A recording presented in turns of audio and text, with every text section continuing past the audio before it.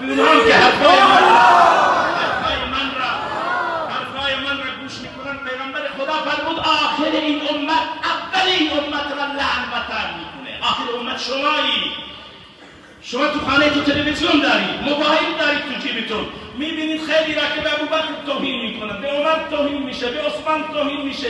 در این شبها توهین‌های زیادی با سیدنا و ساداتنا و ساداتنا حضرت معاویه رضی الله تعالی شد، به ابو عبیده بن جراح، به عمرو بن عاص رضی الله تعالی عنه، به تمام صحابه. پیغمبر خدا فرمودند یکی از علامت آخر الزمان اینه که آخر امت اول امت را لعن میکنه. آخر امت شمایید و اول امت را میگید ما مسلمان میگید. خب ما که اول امت را لعن کنیم برای ما چی میمانه؟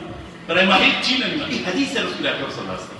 اینا چیزایی نیستن که از جیب من امشب دارم بیرون میان. حدیث رسول الله شاید نشنیده ای ولی امشب گوش بکنید که پیغمبر خدا علیه السلام فرمودن در قرب قیامت، یعنی نزدیکی قیامت هنوز برپا نشده ولی نزدیک شده جوان.